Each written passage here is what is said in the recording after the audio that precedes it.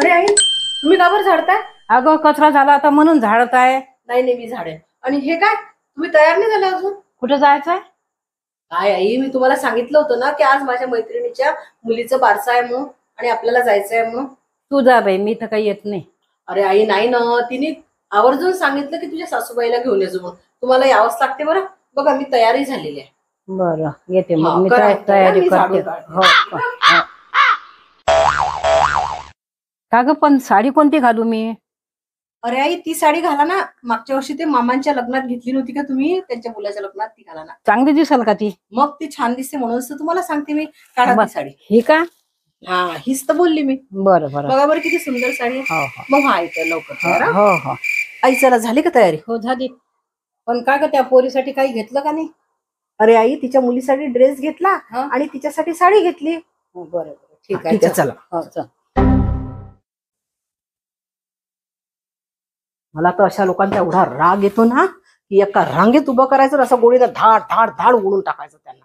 खरंच मी आज पहिल्यांदा पाहिलं की समाजात लोकांची अशी मानसिकता आहे म्हणून.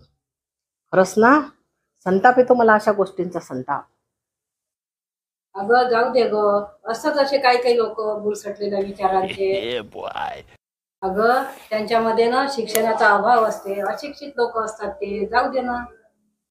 असं तुम्हाला माहिती आहे, माझी मैत्रिणीजवळ मी जेव्हा बसली होती ना, तेव्हा तिथली एक बाई म्हणत होती की म्हणे आता यांना वंशाचा दिवा नाही, मुलगा हा मुलगाच असतो, आता यांना भाकर कोण देणार. आणि माहित आहे, तिची सासू माहित अशी रागानं पाहत होती तिच्याकडे. म्हणजे त्यांना मुलगा पाहिजे होता, मुलगी नव्हती. म्हणे मुलगी दुसऱ्याचं धन असते.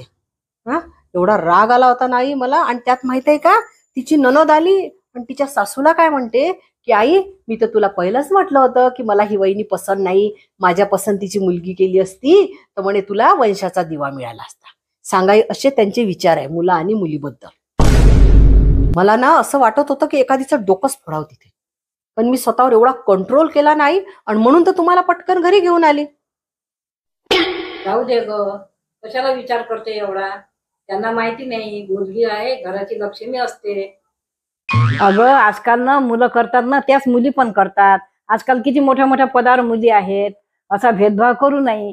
अगं मुलगा हा एकाच वंशाचा दिवा असतो, पण मुलगी आहे ना सासर आणि माहेर दोन्ही सांभाळते. त्याच्या म्हणून ती मुलगी दोन्ही वंशाचा दिवा आहे. अगं जाऊ दे, त्या अशा लोकांचे बुरसटलेले विचार ना त्यांच्याच जवळ राहू दे. चल आपण कपडे बदल. हो नाही, मला पटलं तुमचं.